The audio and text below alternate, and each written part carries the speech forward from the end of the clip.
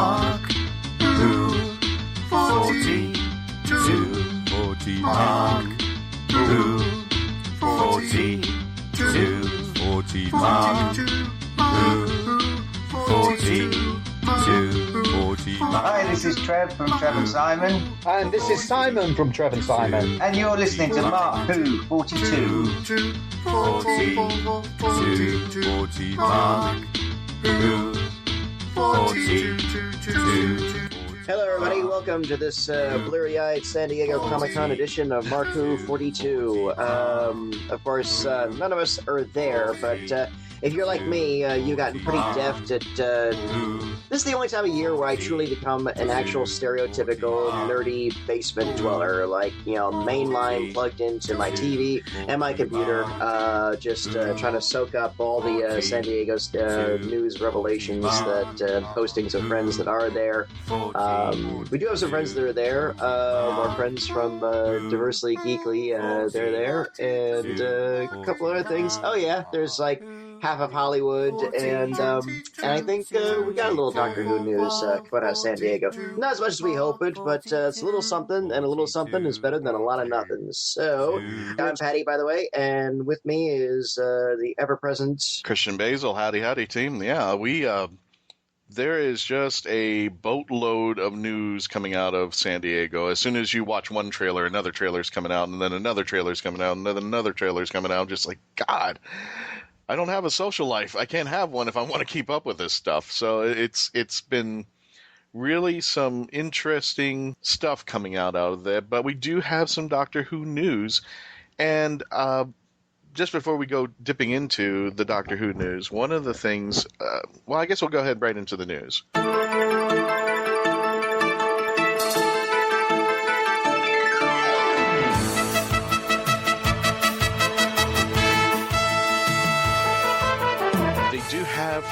And I'm going to actually give a little bit of an editorial to this. They did release some photos of the new TARDIS team, which includes Matt Lucas, Pearl Mackie, and, of course, Peter-Capaldi. And I actually was hoping that at San Diego Comic-Con, they would have released a trailer for the Christmas episode. I mean, as far as Doctor Who's kind of been slumping down in the dumps every once in a while, I was hoping that would give it a big boost to say, hey, by the way, we have a trailer. But they just have a few pictures online, and one of them includes a picture of Bill running up towards the Doctor. You can see the camera track off to the right-hand side, and Billy's just running up to him in a still photo and such. And they show pictures of Matt Lucas and Bill and Peter Capaldi together right next to the TARDIS. So some good stuff out over there, but there's also some really exciting news coming out from the Whoniverse, and it looks like John Barrowman is in talks to produce more Torchwood for TV. Well, there's nothing wrong with that. I mean, his star has definitely exploded with the whole expansion of his role in the DC television universe. Although I think everybody kept misreading that wrong, right? He's going to be in every episode of every DC show. It's like, no, I don't think it's going to be like that. I didn't think so either. I was like, he's going to run himself ragged if he's going to reboot Torchwood again and then go over there and do some DC work. And I was thinking to myself, I think he has signed a contract where he can go into the multiverses all over and make an appearance here and there, but... I still think his love Which actually is not running himself ragged. That's actually still a better schedule than a weekly series. So yeah, but to add to that, then he's got to do Torchwood if he's going to do another series of Torchwood. Which is still a limited thing. It's much easier to do two series on a limited basis than one series on a 22 episode weekly basis. He's got the perfect life for his level of stardom, and he's doing it really well. And of course, he was at San Diego. He hosted the Eisner Awards. Those of you who don't know, the Eisner Awards are basically I don't want to say the Academy Awards, because they're a little more, they could be considered a little more highbrow than that. More like kind of like the Pulitzers, somewhere between the Emmys and the Pulitzers of comicdom. And of course, he did so in a mazillion costumes. He was Zap Brannigan from Futurama. He was Squirrel Girl from Marvel. Yes, you heard that right. He was dressed as Squirrel Girl. And again, he's geekdom's biggest and most wonderful ham and we love him for it. I think he's the biggest geekdom icon now. I think he's also, if I'm not mistaken, I think I've seen. I would not call him geekdom's biggest icon. Really? No. No, I would say among the hardcores maybe, but the geekdom's biggest icon is going to be whoever whoever is playing the Joker or right now or something to that effect. I mean, oh no, I see what you're getting at, but I mean, as far as pop culture is in geekdom, yes, and pop culture, no. I mean, here's a man who's interviewed all of the Star Trek captains, so I mean, he's well known throughout the geekverse. There's no way you can have some kind of geekdom in the DC, Marvel, Doctor Who, Star Trek, Star Wars, and not kind of bumped into him somewhere along the way, or have been to a convention and not been in his presence somewhere along the way, or seen his picture or something. So, I mean, he's marketing himself very damn well. No doubt about that. Yeah, he is marketing way beyond. But moving on to the next story, we have David Tennant. Another crossover where he's going to, I guess, guest star in Family Guy as the 10th Doctor.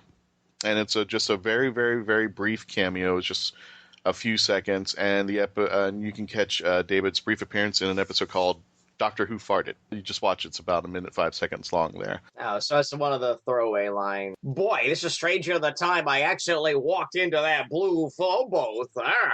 Yeah, no, I get it. What are you doing in here? This isn't a bathroom. What? I thought it was a portalet. Yeah, it's also nice to know that we still haven't forgotten that people over here in the States, like the folks over at The Simpsons and Family Guy, they still have a love for Doctor Who, and they occasionally throw it on there. The fact that they actually got a doctor to come on to do a minute segment is really nice, especially David Tennant out there. Well, once Patrick Stewart started doing stuff for the extended Family Guy universe, then it was like, oh, okay, well then it's legitimate then. And again, doctors still keep on crossovering. Not just David Tennant went into Star Wars, but now Tom Baker joins the Star Wars Rebels. He plays a character called the Bendu. In the trailer, he says, "Jeth and Sith, the light and the dark. I'm the one in the middle, the Bendu." So the trailers out there, you can probably find on YouTube, Star Wars Rebels Season 3 trailer. He comes in about 3/4 of the way, and you can hear his voice, and that's all I needed to know. Probably I'm going to start a new geekdom just to hear Tom Baker in Star Wars. Don't watch Rebels. I'm not interested. Somebody will have a YouTube of this clip, and it'll come across my bow, and that's good enough for me. Yeah, and it'll probably be the same, but it's Tom Baker. I meant there was in our conventions. I don't know if you were at a panel where I mentioned this, but Sylvester McCoy did a movie called 3 Kinds of Heat. Do you even remember this movie? I remember the title being discussed. Yeah, it also starred Mary Tam. It was practically a B-rated British movie that you could possibly do, and essentially it was Sylvester McCoy in his kind of 7th Doctor-ish outfit with the hat turned down now and smoking a cigarette as a bad guy. And the only reason why I would even watch this movie is because Sylvester McCoy and Mary Tam were both in it. It was not thrilling at all. It was kind of like, oh my God, what happened here? But I watched it just because Sylvester was in it. I had to see it. And Sylvester was a bad guy. So this might impress Whovians like myself to go in and start watching the Star Wars Rebels. But yeah, I would probably see it just like Dungeons and Dragons. I just want to see the scene where Tom's in. I could care less about the rest of the movie. I still haven't seen I still haven't seen the Dungeons and Dragons movie. No, don't. Trust me, don't. No, I've heard too many horrible things. No, it was, I actually purchased the movie. It was literally like $2, and I was fast forwarding it, and the only time Tom is in it is at the end. And I think it's just one of the best parts of the movie at all. It's just Tom standing there as an elf and talking about magic and everything, and it was just, and the rest of the movie I tried to watch, and like, God, no. I think the only time I ever got really close to getting kicked out of a convention was in 2000, and I was at Gen Con, which was like, it was the San Diego Comic-Con of tabletop gaming and whatnot. And it was curious. The D&D movie people were there, but they weren't really an official part of the whole thing. So they had this booth, and they had this girl, and it was obvious she was like somebody's girlfriend or something. So it was like she was like the hottest girl that they had in their circle. So they put her out there to be the mouthpiece, which of course also meant that there were a bunch of mouth breathers hovering on her every word. Mm-hmm. And she literally said this, and it made my head explode. And she was like, well, you know, the reason why it's delayed is because they decided to, you know, the producers, when they saw the original cut of it, loved it so much that they sent it back and they decided to add more special effects. And I yelled some obscenities as loud as I could. And I was like, that is the most ridiculous lie I've ever heard in my freaking life. Nobody ever says this movie is great. Let's throw more money into it. That doesn't happen. You made a expletive, like crappy movie, didn't you? And, yeah, I was pretty salty that weekend. Pretty much going, oh, we're going back to the drawing board cover-up type. Oh, that was beyond absurd. And the sad thing is that the guy who owns the rights to the D&D, he owns them in perpetuity. And a couple of years back, about 2 years ago, they announced he had teamed up with Warner Brothers. And he was actually quoted, he was talking about the D&D movie he made as if somebody else made it.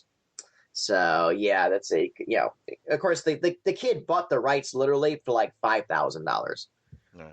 Yeah, he walked into TSR in the late '90s and said, "I want to get a D&D movie," and they were like sewing the ropes for money. It's like, fine, it'll cost you $5,000 for permanent options. Okay, he broke out his piggy bank and dumped it all out. Anyway, sorry, Hoovians, that was just a little bit of a tirade. No, that's fine. But I think it's funny that my film log, for a better term, is full of movies because an actor from Doctor Who was in it, so I got to go see it. Because through osmosis of my fandom, I got to go see what else they can do besides that.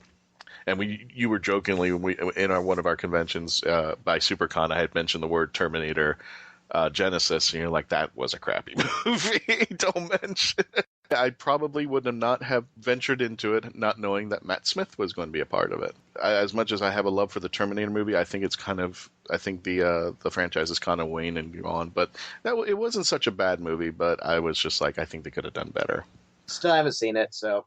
But anyway, I'm going to jump back to one of our articles, which was the new TARDIS crew. And Mac Lucas as Nordal, he's going to be reprising his role. When you first heard that, what did you think? Because I didn't really know what to think of it. He's funny, but he is nowhere near as funny as he thinks he is. I watched a fair amount of Little Britain, and I thought it was cute at times, but then after a while, it got extremely monotonous because the gag was you knew it was going to happen. Oh, at some point, the lady is going to be offended and she's going to throw up, or at some point, this is going to happen, and whatever. And Crab Rangoon, that D&D sort of comedy series they did for Sci-Fi. I know what you're talking about. Oh, that was terrible. That was absolutely terrible. So that being said, I think, okay, he's going to be running around. Maybe it's just his severed head. Although, I guess the pictures, he's got a whole body again, or maybe there's to the promo pictures. Well, that's what we're seeing, the behind the scenes. I haven't seen too many promo pictures with him in it. There might be. I mean, yeah, if he was like wearing like a full body like greenskin suit or something like that, and they were gonna edit him out or something. I mean, who knows? I live it this way.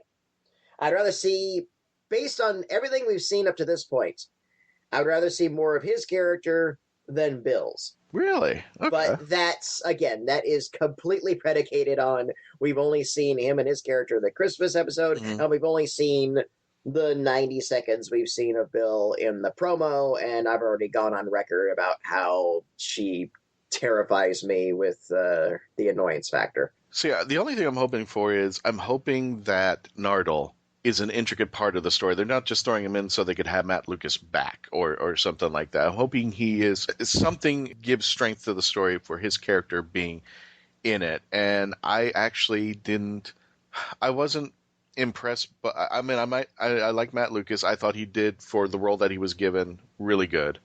I just didn't like Nardal. He was kind of annoying. I was glad that he got his head cut off. Yeah. I was just hoping for that. Now he's coming back, and I'm thinking, okay, I hope they don't pull what I'm now affectionately called the Gallifrey Mulligan. It's just like, oh, Gallifrey's lost. Well, in the next episode, it's back. And the Time Lords are smart. So I'm hoping, they'll give a good explanation as to why, if Nardole is whole again, there's a reason why, or if he's just a walking robot with a silly head. Yeah. And he plays a role that is strength to the story and to the series. So more power to him if it works. I will enjoy it regardless because it's Doctor Who. But yeah, we do want to hold to our values, and we do hold to the core beliefs that we had growing up with the series, and we don't want it to take off to the point where it's kind of just, what the hell is this? Where are we going with that?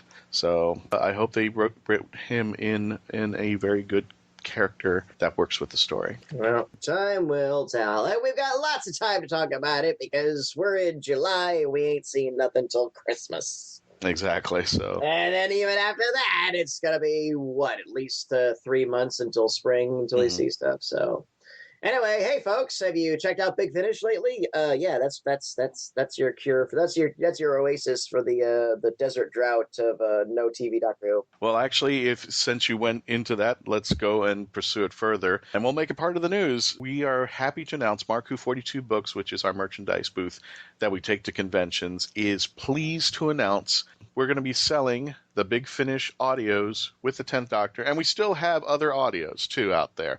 We also have the Torchwood collection, and we have Classic Who and some other 8th Doctor Doom Coalition, so we're going to have a plethora out there. But for all you fans of the 10th Doctor, we are going to start selling them at Tampa Bay Comic-Con. Please also be known, it's a limited edition.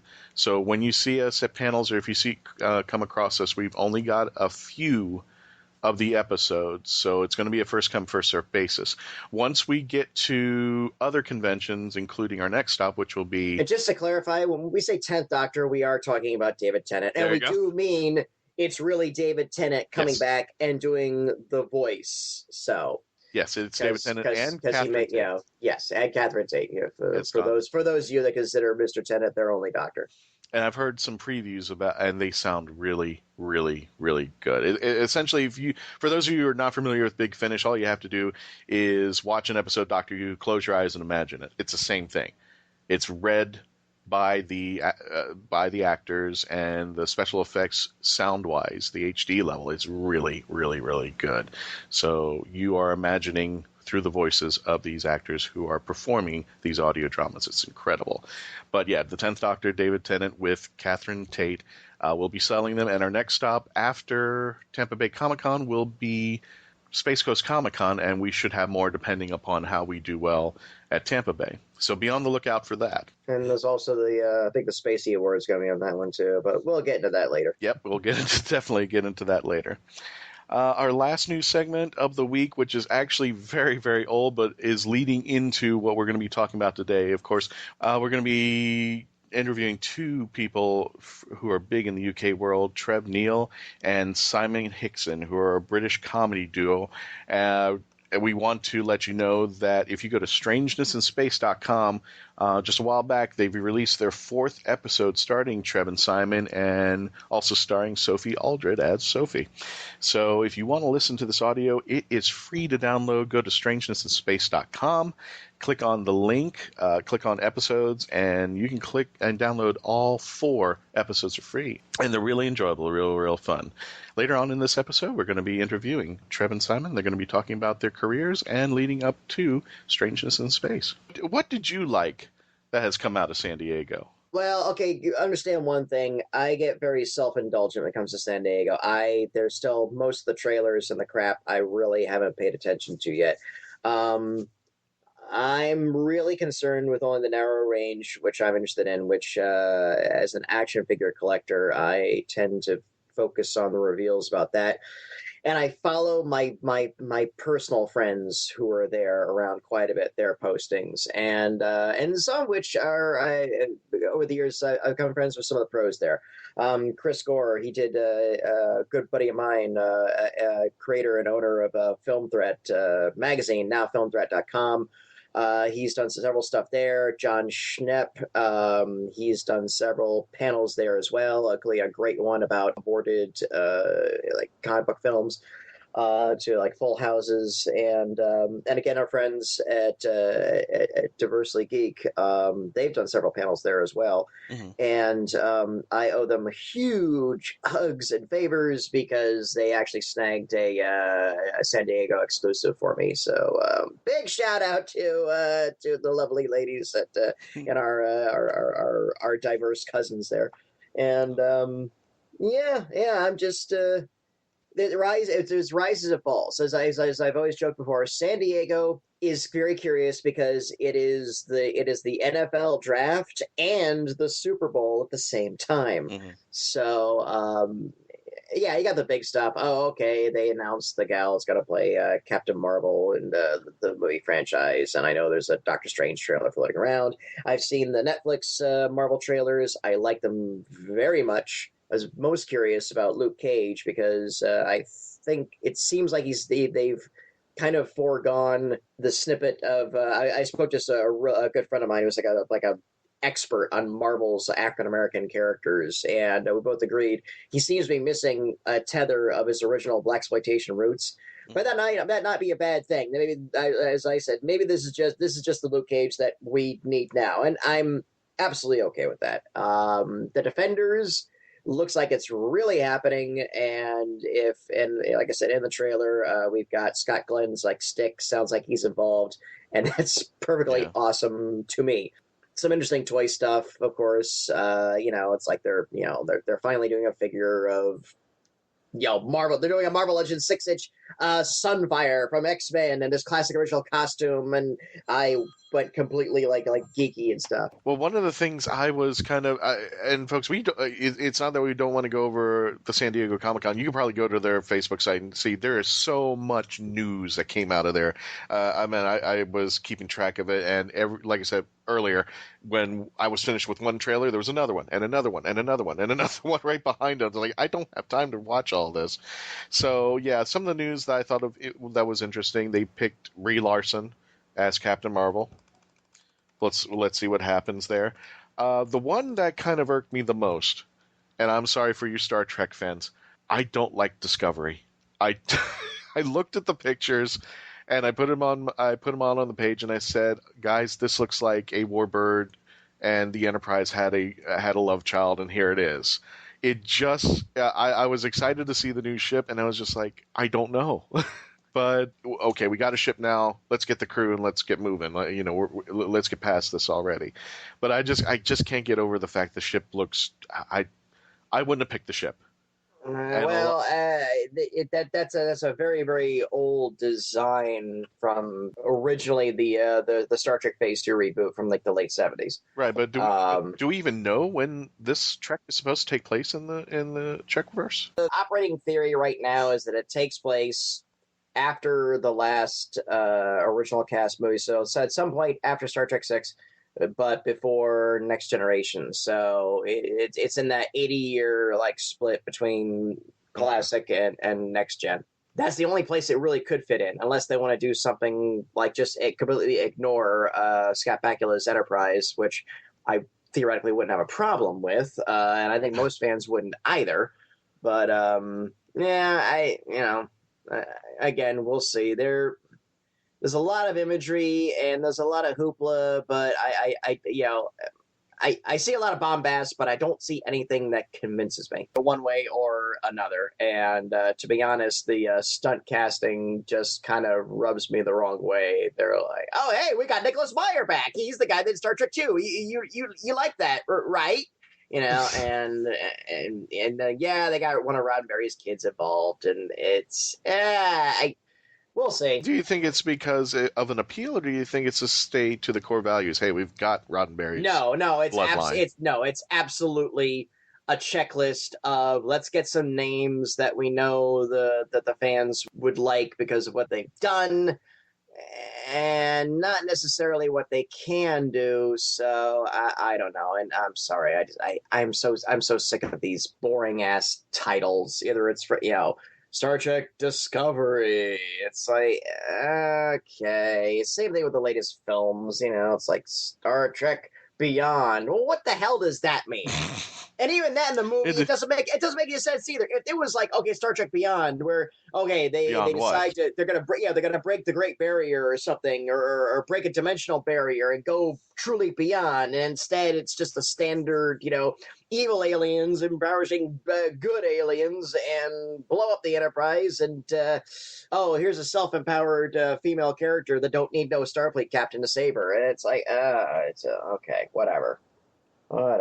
Yeah. Well, we'll see what happens. Type deal. We'll let it ride and see what happens there. Well, they can let it ride. I got off that bus a while ago. Well, I'm kind of having, and I understand. I know we're jumping genres here like crazy, but thanks to San Diego Comic-Con with all the news that's coming out, we got a license to do that. Yeah, we can't help but move around the genres. I have not seen Beyond yet. I actually waited until Into Darkness came in on HBO, and I think I'm going to do the same thing with Beyond, because what's driving me nuts is it doesn't feel like 1 was great. The first one was awesome. 2 and 3, now that I'm hearing some of the premise to 3, I'm like, okay, all we're doing is taking the original movies and making a copy and paste, but making alterations. So I won't give too much away, but we already know that the first Enterprise is destroyed. And if you know anything about the third and the fourth episodes of Star Trek movies, you kind of see what's going to happen to the Enterprise. So I was like, is that all we're doing? We're not really revamping it and taking it to another level? Because I was actually happy to see the moment that in the Darkness they went on Kronos, and here are the Klingons, and I would have rather seen the story with the Klingons than with Khan. I was about to say, I'm sorry, Benedict. And the fact that they just waltzed right into Kronos, so the fact that it only took them about 10 minutes, apparently. Exactly, that should have been the whole movie, and that should have been the relationship. Yeah, Klingons. I have nothing good to say about Into Darkness. Absolutely nothing. Into Darkness to me is what killed Star Trek pretty much forever. If there was no Star Trek universe, if this was the first taste of it, if there was no original series, no Next Generation, no Voyager, no nothing, I could probably live with this, because I wouldn't have known the history to it. And I do think that In the Darkness didn't, instead of, I'm sorry, spoiler alert, instead of Spock dying, it's Kirk dying.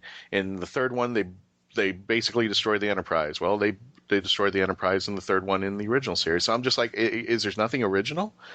And there was an opportunity in 2 when they landed on Kronos to make that a whole movie. And I could probably have understood a little bit of a tweak if Khan were involved somehow with the Klingons or something of that nature, but he was killing Klingons, so what's this all about? I get what was going on, but it didn't hold to the values that we grew up with, I think. And it made the Federation just look bad. They're supposed to be the good guys, and now they're the bad guys.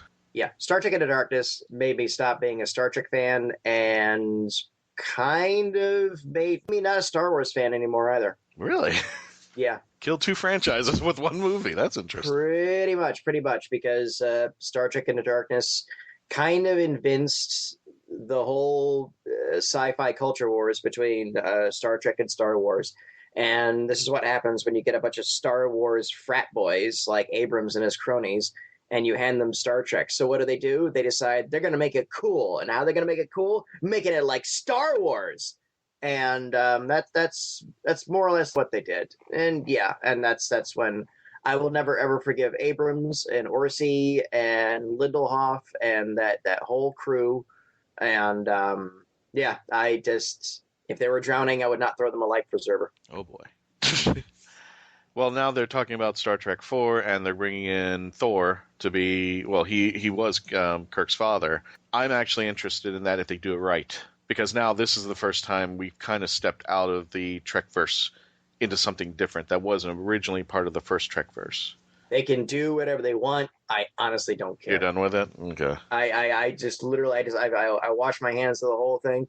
I will probably eventually will get around to cursorily watching Beyond but I have no love or interest in it. And when they said Simon Pegg was co-write the script, I was like, all right, well, maybe a little bit, but just everything I have seen of this one just reeks of banality. And yeah, it just there's a really hard tether in writing Star Trek, and I'm sorry, I know this is a Doctor Who podcast, but there's a hard tether in writing Star Trek in that you're supposed to err to the side of Roddenberry's ideal of that humanity was kind of over all of its problems. So they were encountering other problems out in the universe, and it was supposed to be the problems that would reflect modern issues. And they don't get it. They literally don't get it. They just think it's all about the explosions and the punch, and everything is just superficial, and everything looks great. And it's a shame because honestly, the first movie actually did kind of work, and I resisted, and I was like, when I finally saw the first movie, I was like, well, this is actually really good, because it follows the one rule of reboots that I wish all reboots would do, which was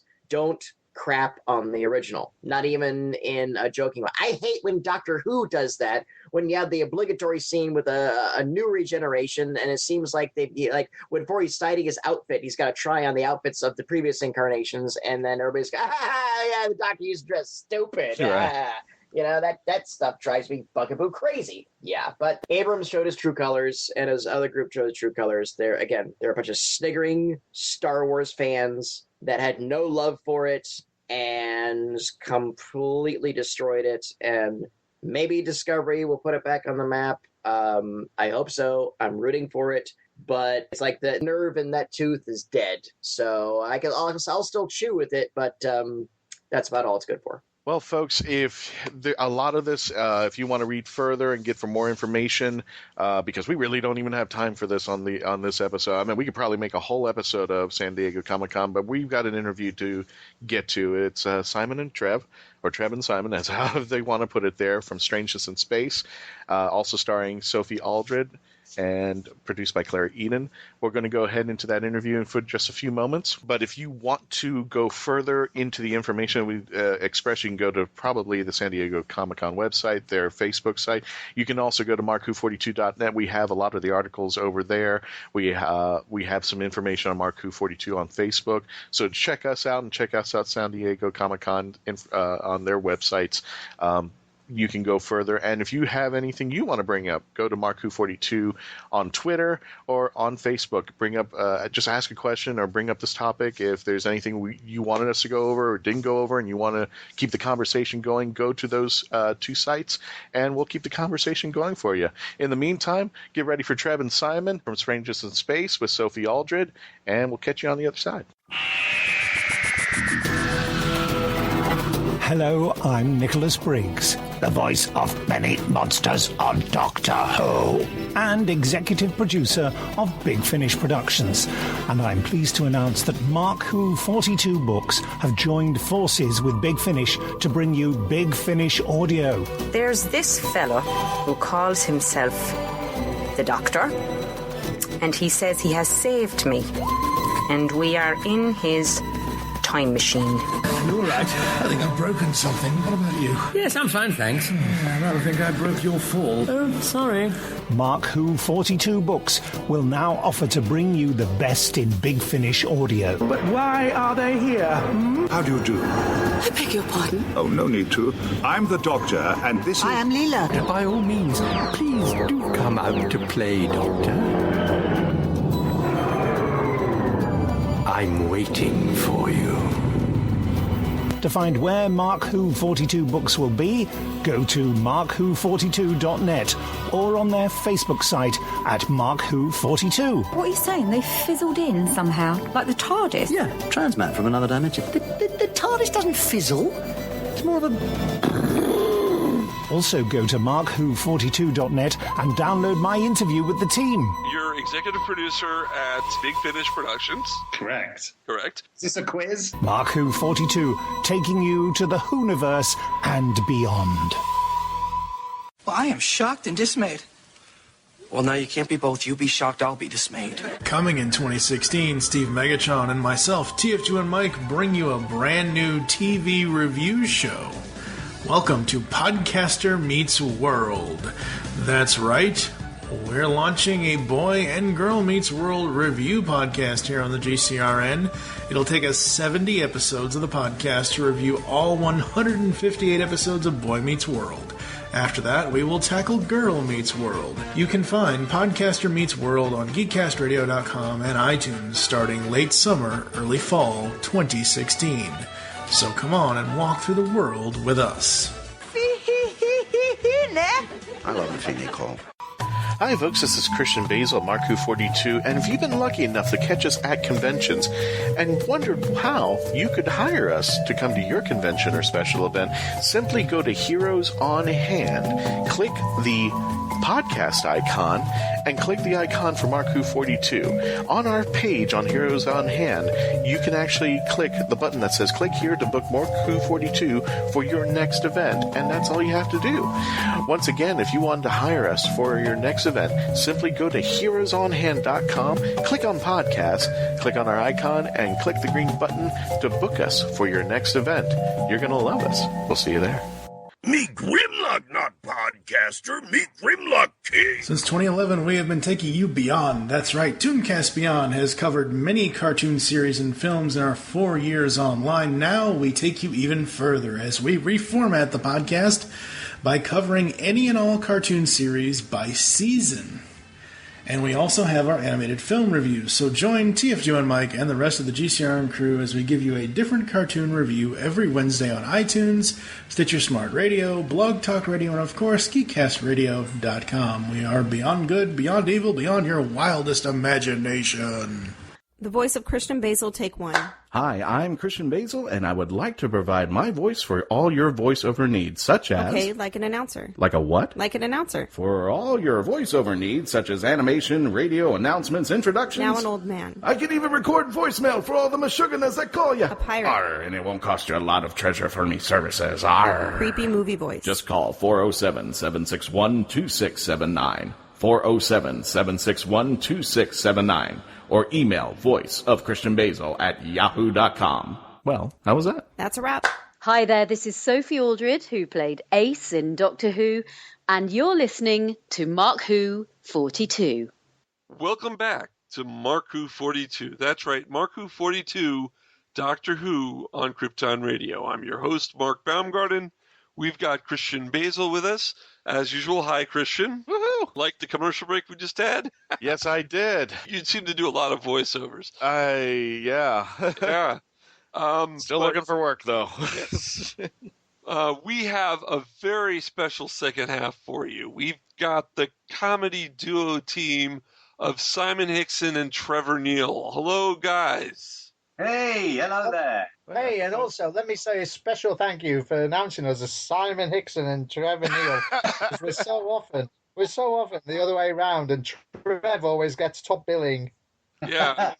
I don't really see it as that, obviously.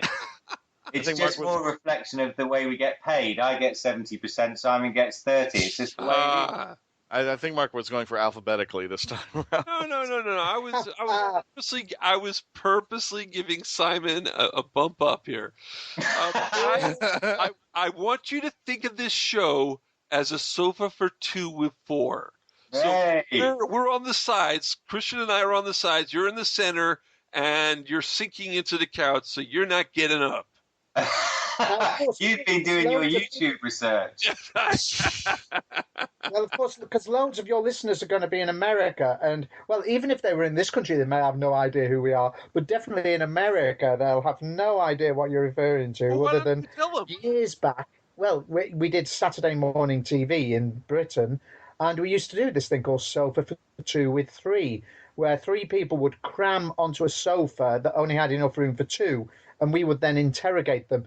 But loads of our guests used to be all the kind of wrestlers as well, didn't they, Trev? I think the clip on YouTube is us with... Is it with Randy Savage? Oh, yeah, Macho Man Randy Savage. Macho Man. I think so.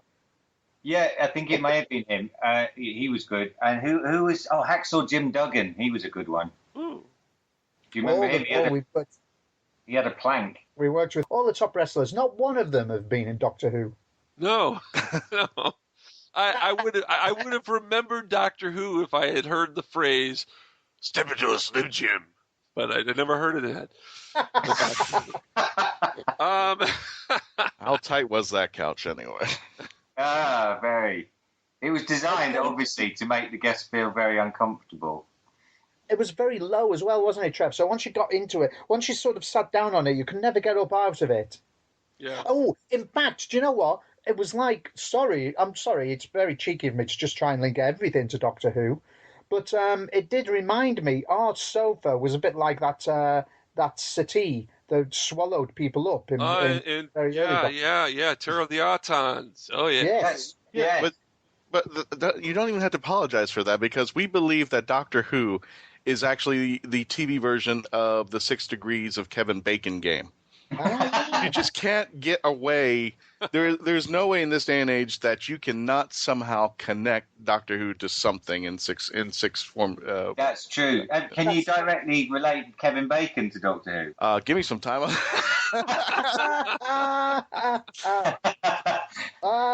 Yeah, I can. I'm going to do a lot of Googling. Not only can I relate it to Doctor Who in less than 6 moves, but I'm going to do it via Strangeness in Space as well. Okay, Simon, go ahead. So in the latest episode of Strangeness in Space, when Sophie, right, let's start from Doctor Who, okay? So we'll go from Doctor Who to Sophie. Sophie obviously being Ace, the companion, so that's one move. Now, Sophie is also in Strangeness in Space with us, so that's 2 moves. Mm-hmm. In the latest episode of Strangeness in Space, episode 4, she references something acting as a beacon. That's 3 moves. Trev mishears the beacon, thinking she said bacon, and Trev gets hungry for some bacon. That's 4 moves. Kevin Bacon. There you go. I think that's cheating slightly, but No, I'll give it to Simon. I'll give it to him. That counts. That works. Okay. There's another one. There's another move that I'm in Strangeness in Space, and I also saw Kevin Bacon in an advert for a British telephone company. Okay, Trevor, that doesn't work. Watching him on TV, I could have done that. I've watched Kevin Bacon and Doctor Who. It doesn't work. I've got one final go at it. So Simon gets a point. Oh, okay. I'll accept that. I'll stop at that. So Simon gets a point and a bump up in the titles as well. It's there just you go. Going one way. That's why he got first credit. Okay. 6 Degrees of Simon-Hickson. There you go. Yeah. So you guys have worked together forever, haven't you? Yeah. Pretty much, yeah. Tell us about your beginning. Well, we met in 1981. Simon was already a member of Manchester University Drama Department, and I arrived in the following year. And we ended up meeting in a community pantomime show that was put together by the students to entertain the community, where Simon played a grocer who was obsessed with meat and potato pies and a drink that's very popular here in the north of England called Vimto. And I was a squirrel on a skateboard. So that was the kind of pantomime it was. In fact, are you familiar with the term pantomime? Yes. We know that pantomime is completely a different word in England than it is in America. Mark, do you want to explain to our audience what pantomime is? Well, pantomime, they usually run these shows around Christmas, and they are audience participation, really campy shows where a lot of, oh, yes, it is, oh, no, it isn't, is thrown back and forth, and people get to ham it up like crazy. And they do like Dick Whittington, and they do a lot of shows, and a lot of people from Doctor Who. Again, you could do a degrees from Doctor Who from there. A lot of people from Doctor Who do pantomimes, and in fact, a lot of actors in England, period. And what we also have, I think a lot of American actors are slowly, I use the term actors very loosely. a lot of American celebrities / actors are starting to come over in the winter to do pantomime here. So from the very good, we've had people like Henry Winkler. We've had the Fonz. He's been Captain Hook in Peter Pan. I think what's her name? Pamela Anderson's become a bit of a regular. I think is Elvis Presley's wife. What's her name? Yeah, Priscilla Presley. Yeah, she's done loads of pantomime now. She always plays the fairy godmother. Oh my goodness. That's stunned you, isn't it? What's even more stunning, I just I worked out the game. I worked it out in 2 moves. Kevin Bacon was in a movie called The Big Picture, co-starring John Cleese as a bartender. John Cleese was in Doctor Who in the there City you of go. Death. Okay. So 2 moves right there, gentlemen. Very good. Christian got it. See, that makes me Asking- think you really Well, what we're talking about. I'm determined to top that. Well, actually, that's 2 moves, isn't it? I don't think I can. Well, I think the only way to top it is having Kevin Bacon in Doctor Who, Yeah. and that's it. Yeah. That would work, I Well, think. speaking of Doctor Who, gentlemen, you guys are now in Strangeness in Space, which is now on its 4th episode. Wait, we haven't finished the story. They okay. introduced what pantomime was, but we didn't tell the rest of the story about their together. I should apologise, because what does tend to happen is we'll be asked something and then we'll just go on so many diversions we will forget where we That's are. how our show works. It is, but I want to hear this. Well, it's kind of set it up too much now, because actually that was just where we first met each other. We then went on to appear in other shows together, and found that we were then actually cast by friends in shows. So we kind of created a double act as comedy kind of actors, student actors, and then we thought, well, this is actually working, and we were making people laugh and enjoying working as a double act, and so decided to just have a go at that in a kind of, they started putting on shows for students and then out into Manchester where we were based. That's kind of the gist of it, isn't it, Simon, really? Yeah. And it's, oddly enough, I don't know if I'm going off on too big a sort of thing here, but how we met is also instrumental as to how we met Sophie and how we met Claire, who produced Strangeness in Space. In fact, us working on the whole Strangeness in Space thing came about because we met up for a reunion, a 30-year reunion from having been at university together. But you may know that because I know you've had Claire on your show and you've also had Sophie on. Yeah. So, we may be repeating old stories here. Oh, but we have new listeners all the time. Okie doke. That's good. And also, you never know. It's like that thing of not 6 degrees of separation. It's like that book by Gabriel Garcia Marquez and Rashomon and things like that, where basically you can hear the same story from a different perspective and try and work out where the truth is. Right. that was a bit. I don't know. Oh, you lost now. You're one of Britain's best loved double acts. You were actually in 2014 in a documentary just called that. Thank you. I got a chance to see that. Yeah, we were 25th, which isn't bad. It's about halfway, which isn't bad. Yeah. I don't even know whether they were doing it numerically. Well, they kind of were, I guess, weren't they? I think they were doing, and also I think they were doing all double acts there, weren't they? Including American double acts and everything. I think they were, yeah. Yeah. So you guys are up there. Yeah. We've done our best over the years. Yeah, I mean, we did the Saturday morning stuff for 10 years. So for 10 years we were on TV every Saturday morning doing sketches with all sorts of, again, loads of people. We did a sketch with Mel Brooks, which was one of the highlights for us, really. It would be a highlight for me too. Wow. He was great. We were actually, it was all a bit of a panic because we were still rehearsing with him in a dressing room because it was all very last minute kind of stuff when we did this Saturday morning show because it was live. And so we met him very briefly, ran through the idea with him. And while we were kind of looking at what was kind of a loose script, we got a kind of call saying, you're on, you've got to be. So we ran in and did the sketch live on telly just about. And then at the end, he said it was great because we were kind of pleased with this quote, whatever he meant really. And he said, "Hey guys, that was great. That was very nearly a sketch." Which was what was the sketch about? Oh, it was. It's very difficult for me to remember. Other than I seem to recall, we cast him as he was the head, sort of big honcho of a film studio, and we were pitching a film to him. Beyond that, I can't remember it. Can you, Trev? No, absolutely not. No, that's was good that you've remembered that much. And also, the problem with live TV is no one keeps them. They come and go. And so we're lucky that some have been kept, and every now and then you can find, someone will put something up on YouTube. But that's never surfaced, which is a shame. Yeah. Now, you were doing the show Going Live and Live and Kicking, and you came up with these two characters that were like a 1960s style folk duo. Yeah. Remember that, guys? Yeah, yes. They were called the Singing Corner. Yes. We called them the Singing Corner, and then at a later stage we also decided that their names were Don Singing and Bob Corner, which is how they became the Singing Corner. And you had a catchphrase. They had a catchphrase, which was "swing your pants." Now, how does that work in a situation? Swing your pants. Well, the weird thing is, you see, we kind of loosely rehearsed these characters. Where I was playing guitar and we were singing, because basically the characters were based sort of half on sort of cheesy children's TV presenters, but also half on kind of beatnik folk duos. Maybe like very early Simon and Garfunkel or Donovan, that type of kind of thing. But it was a kind of fusion of those things.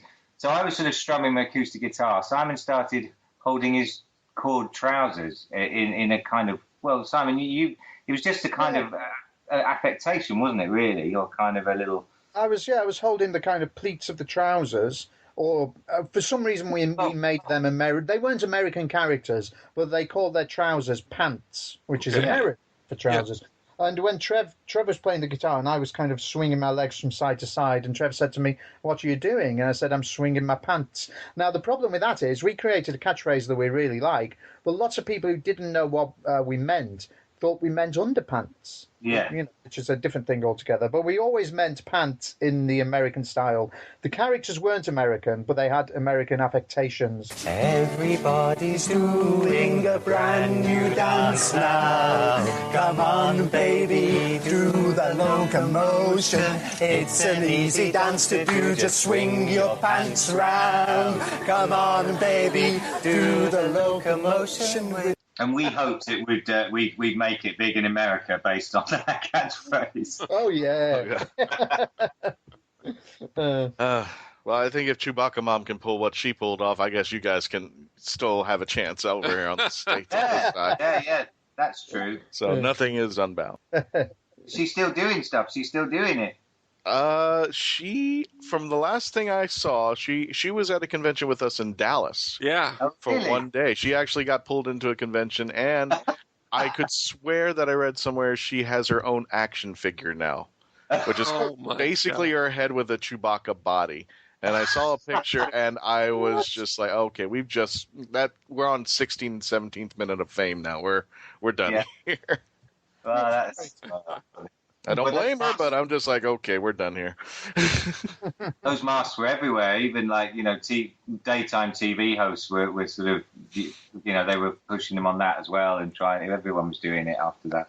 After she made her premiere and she went viral, you could not find the masks anywhere. They were selling them at gas stations and such, and they were being sold out.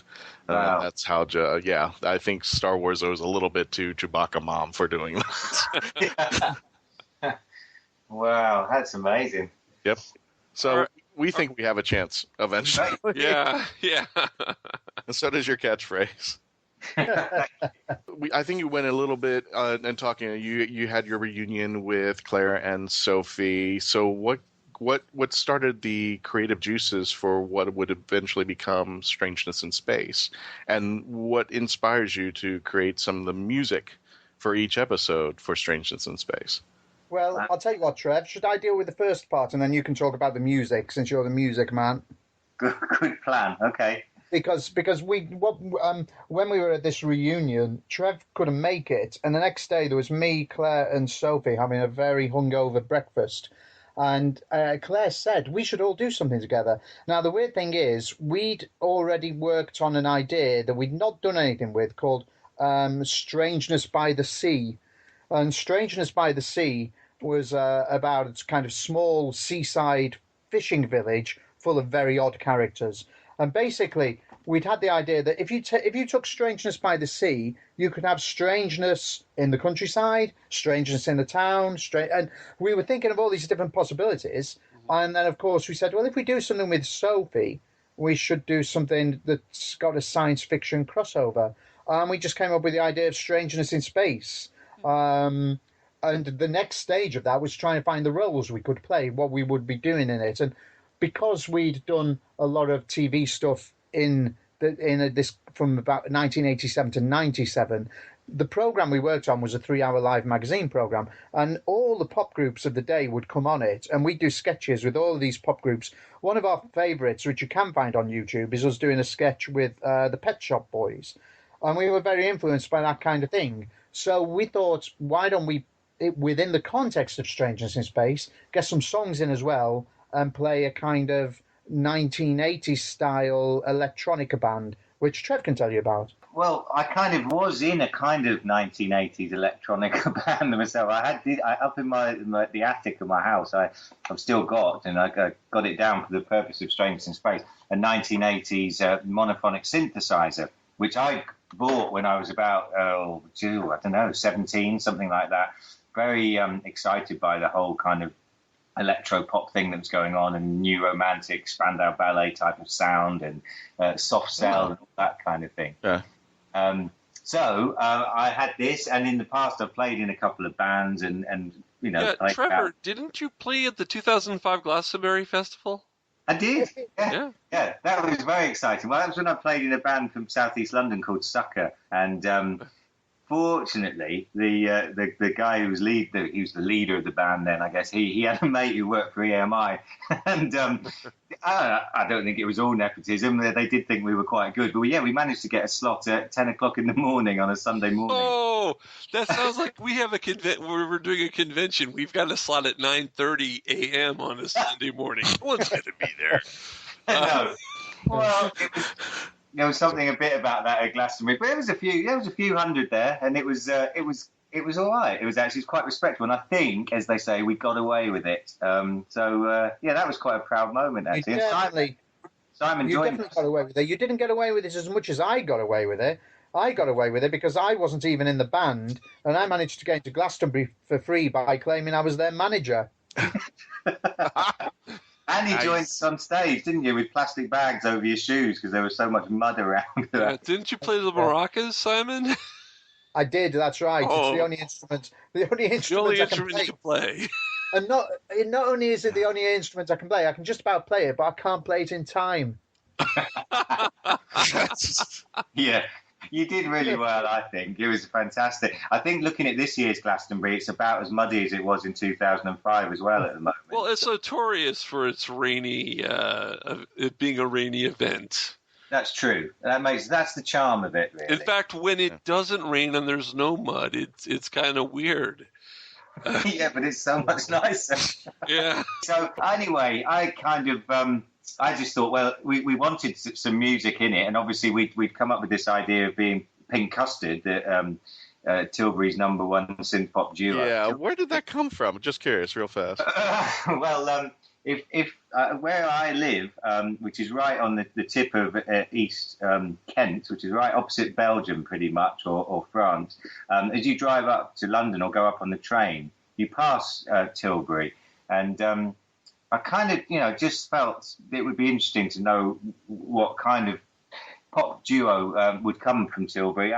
And they seem to fit, really. It's a very unglamorous kind of place, but I think it suits Pink Custard.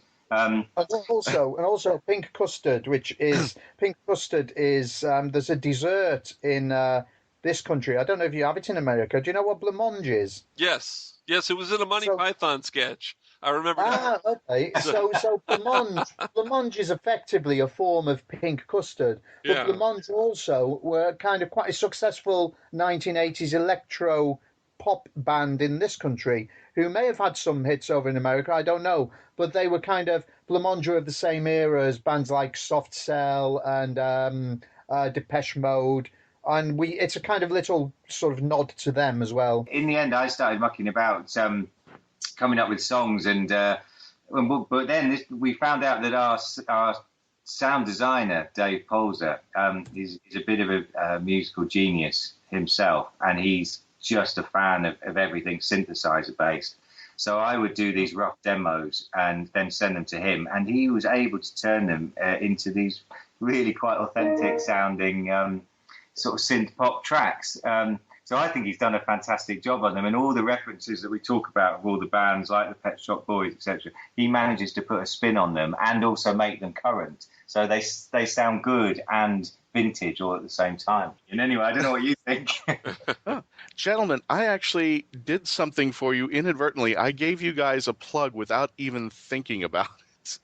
And it was at a convention called Time Lord Fest where Sophie was at. Oh, yeah. And she came up to me, and she came up to us and said hi, and we came to her, and she gave me a big hug and everything. And the funny thing is that I had mentioned that I had Strangeness in Space on my phone because she had no way of trying to tell people about it, but she didn't have any audio or anything. And she came up to me, can you play this during my panel? And I said, absolutely. So I had to get with the convention head, bring my phone in. They had to hook up my phone, and the song that they played was Shoe Storm. Excellent.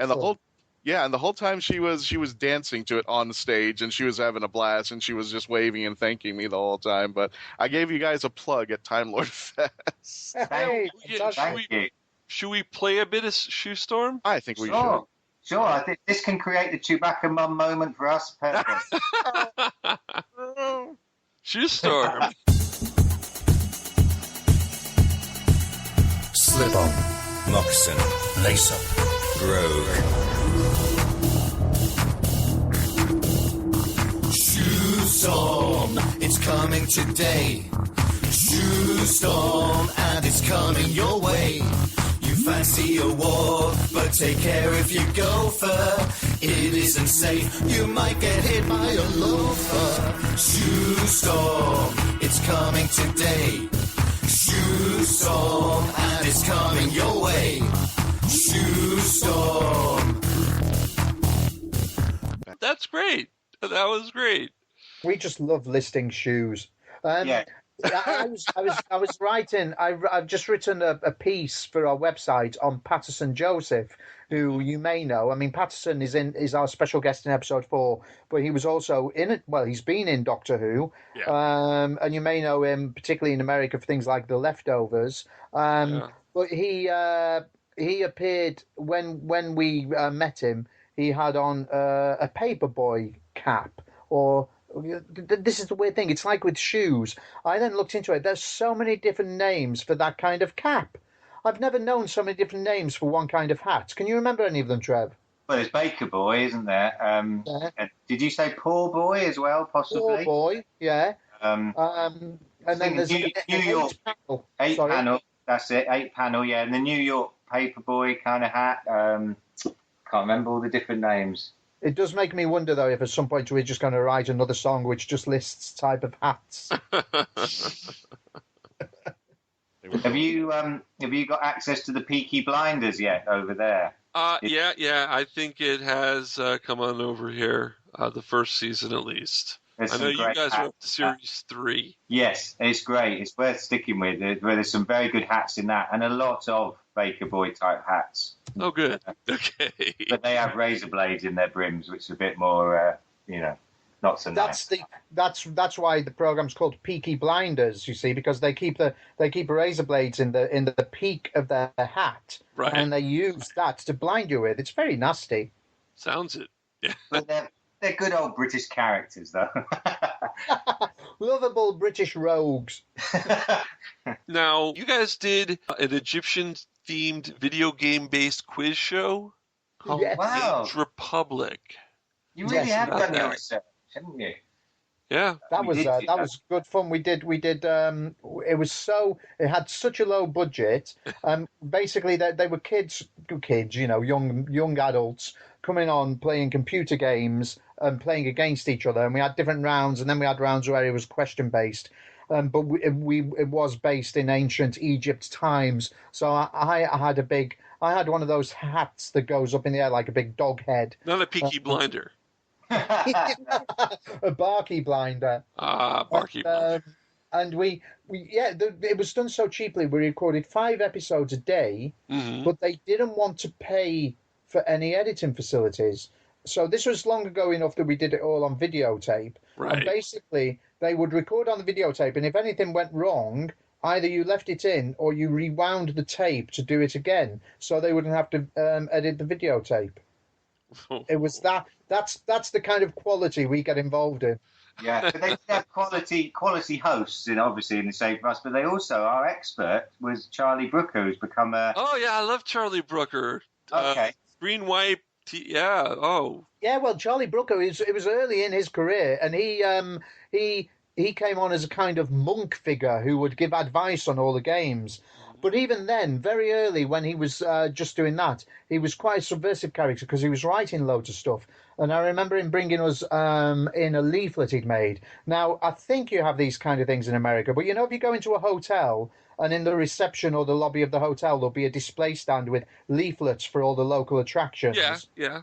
Well, he did a little leaflet for a fake attraction, which I mean, we're talking about kind of 15 years ago or so, and it was for some kind of zombie theme park, ages before these things, could even be. Now it would sound like a reality. Right. But at the time, it was a really subversive leaflet, and he printed it up and he'd go and put it in hotels without them knowing.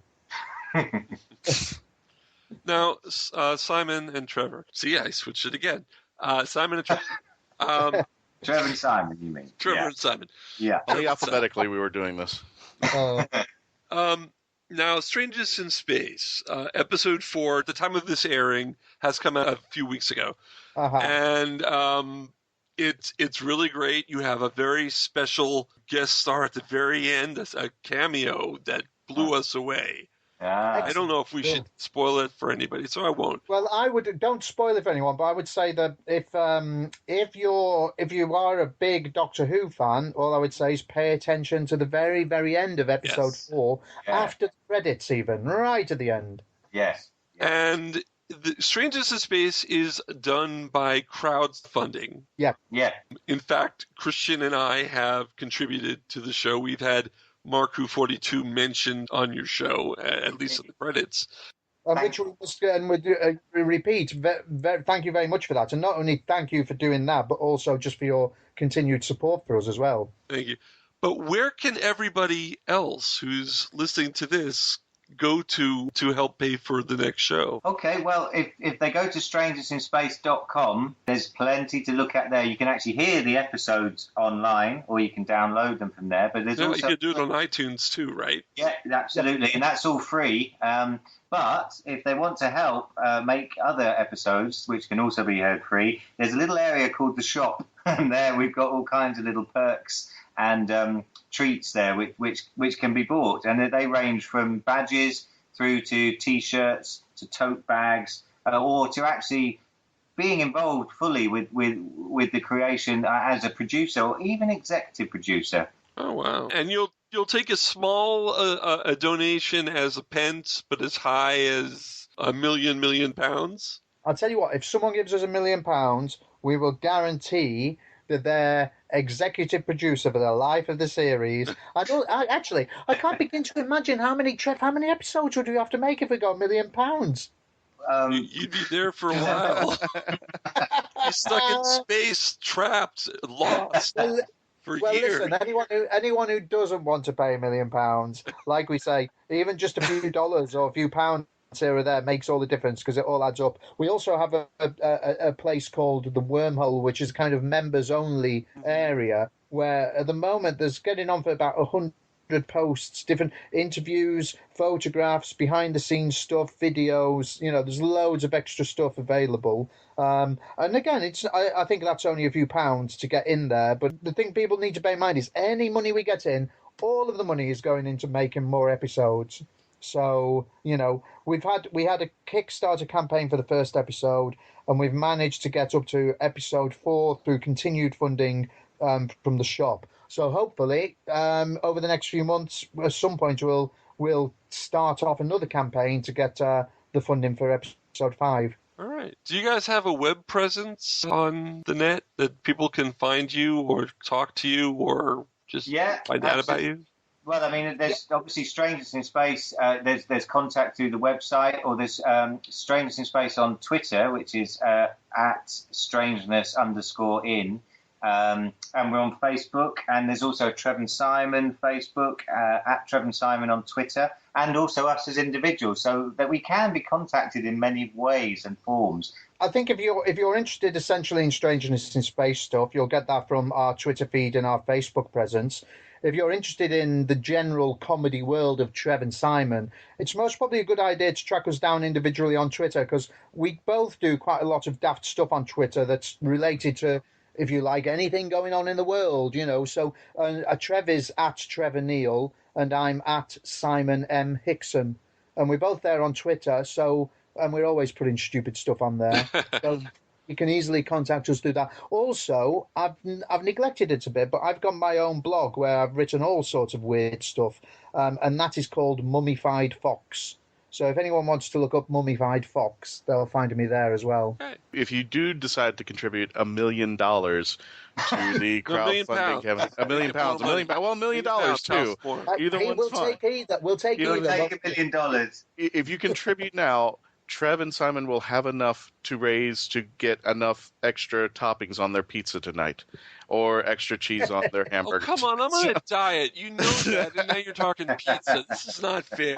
So if you want Trev and Simon to eat good, $1 million.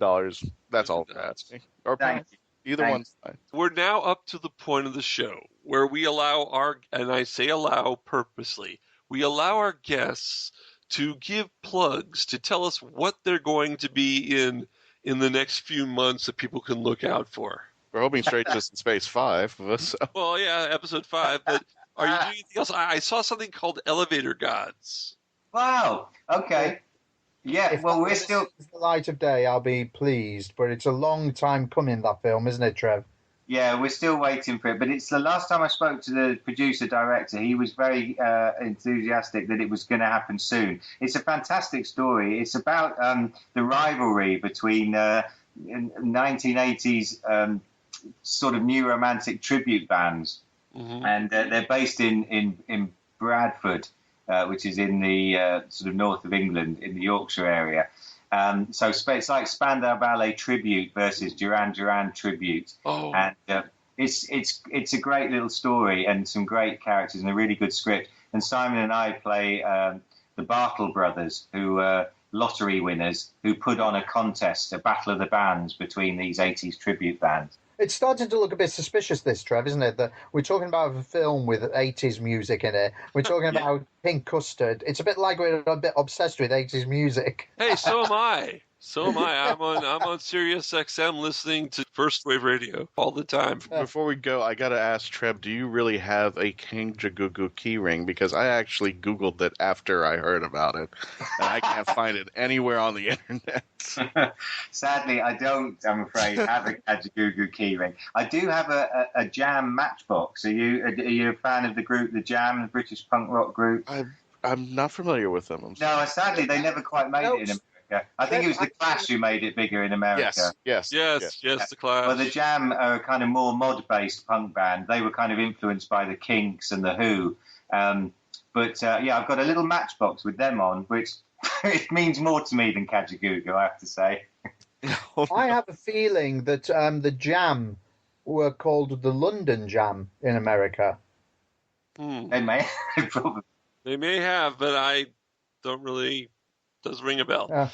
Well, Simon and Trevor and Simon, whichever way you want to do it, I want to thank you so much for coming here on Mark Who 42. We thank you and appreciate Strangeness in Space, and you guys yourself. Thank you very much for having us. Yeah. So anyway, when I saw they're doing a Dr. Psycho figure for Wonder Woman, I kind of lost it because it's like. He's a evil midget mind controlling lecherous guy. So naturally, of course, I have an affinity for him. But anyway, we're back. Okay. Hey, guys. Yeah. So anyway, good interview. What do we got? What else we got going on? Well, coming up in August, August 5th and 7th at the Tampa Bay Convention Center will be Tampa Bay Comic-Con. Very special guest Jenna Coleman and Norman Reedus from The Walking Dead, just to name a few. But definitely Mark Who 42 will be out there having panels. Again, just to reiterate, this will be the first time we will be selling 10th Doctor Big Finish audio. We're really excited about this, and our testing ground will be Tampa Bay Comic-Con, so we are very, very excited to be doing this. And the Mark Who 42 team will be out there. We're going to have the match game. We're going to have a few panels going on, so you'll definitely want to catch us. Very excited. It's my first Tampa Bay Comic-Con, so I'm really, really, really excited to see what takes place out there and what goes on and meeting the guests, especially seeing Jenna. And we're going to take a break. There might be some conventions, but we'll let you know through our sites if we pick up other conventions along the way. But we don't have anything until September 9th through the 11th, which will be the Space Coast Comic-Con. And we're definitely really excited about this. And we really want to thank everybody who voted for the Spacey Awards for us. We won by a landslide majority, and there is no way in heck we can do this without you, with all of our friends and fans who supported us, not from this point, but who supported us from the very beginning. For all of our new listeners who have joined us, welcome, thank you. We hope you appreciate everything that we do for you guys to bring you these new episodes, to take you from the Hooniverse and beyond, and to continue to geek out with you at conventions. I love meeting the new people who just come out there, and they'll stop me at the booth and they'll spend like 20, 30 an hour, talking about Doctor Who and telling me what they like about Doctor Who, what they dislike about Doctor Who, and just wanting to take my opinion on that. That's something I really, really enjoy when we go to these conventions. Yeah, what he said. Yeah, exactly. But until next time, September's actually going to be a kind of a wacky month. We've got that, and there's also Treasure Coast is in September too, isn't it? Treasure Coast Comic-Con is in the middle of that, but as soon as we get closer and find out more information about what we're doing, we have yes, we are going to be at Treasure Coast Comic-Con. That will be mid-September. We're still finalizing what we're doing out there, so I didn't want to make that's fine because I'll be in New York for the Mission to New York for Star Trek, and there's a couple other things, and August is going to be kind of a lazy summer month, but September is going to be unusually busy, and that's not a bad thing at all. So just stay tuned and stay tuned up, and we'll keep you all in the loop, kids. And don't worry. Like I said, only 6 months to go. We should have a counter or something. Only silly like 180 days, 14 hours, and low until the Christmas episode. And when we're getting close to the holidays, which is scaring me because I walked into my Cracker Barrel and there's the Halloween decorations. They're just going like, "Oh, you got Halloween out," and the woman behind the counter goes, "Yeah, if you think that's bad, waiting for a week or two. Christmas is going to be right behind it." I'm like, "What?" Again, my day job at the attractions. I mean, Halloween auditions for roles were a month ago, or actually a month and a half ago, and Christmas postings were just been trickling in this week. So it's people get upset about that. People are going like, "Oh, it's too early," and I said, there's a market out there for people who do that, and especially nowadays where we're down in the slums with everything that's going wrong, around the world and all that, all the bad news. And you go into a store and you see that first holiday item, you see that pumpkin, or you see that hand that falls down with the sensor when you grab the candy out of the bowl. And then you start feeling better, and I think people actually do kind of spend a few bucks here and there. Say, "You know what? This year we're going to have that. That's a stupid thing, but I want to have it this year." I actually think it does the counter effect. I think people enjoy it, and for people who come around going, "Oh no, that's too early," you don't have to buy it as soon as the market leaves for it. But I think more people are getting it early because they feel good and they get ready for the holidays, and they have the item when it's good and ready. So that's just my take on it. But yeah, we're going to have a very, very busy September. For those of you who are planning ahead, yes, we have confirmed that we're going to be at Treasure Coast Comic-Con. What exactly we're doing, not yet. But stay tuned for upcoming episodes, and the Facebook site and the marku42.net will let you know. And folks, as always, if you want to keep geeking out with us, please go to marku42.net, go to our Facebook, go to our Twitter, go to your Roku, go to Geekcast Radio Network, go to Krypton Radio, where we have episodes every single week. And this coming up week is no exception. And folks, just continue to geek with us. And folks, as always, stay safe, be good. And folks, as Mark would always say, allons-y. Have a good one. We'll see you next time. He says that? He does. I don't pay attention when he talks. But he says it, allons-y. And as these two boatheads completely forgot to mention, Next episode is episode 150. And to celebrate our 150th episode, we've got a special show for you. Of course, we always have a special show for you, but this one will be a doozy. Mark Who 42 was written and presented by Mark Baumgarten, Christian-basel, Kayla Oscalillo, brandi-bachle, and patty-hawkins. This episode was edited, directed, and produced by Mark Baumgarten. Visit markwho42.net, where you can register and become part of the Hooniverse Army. We can be contacted by email at mark@markwho42, subject line, ? If you'd like a chance to be a guest on our radio show, send an email to our Media Relations Director, Christian-basel, at markwho42media@yahoo.com. You can have Mark Who 42 entertain at your next event or convention. Go to heroesonhand.com/markwho42.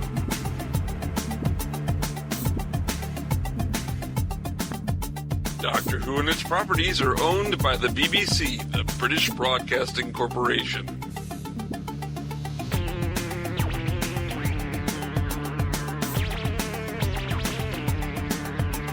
This show is owned and copyrighted by Mark Baumgarten 2016.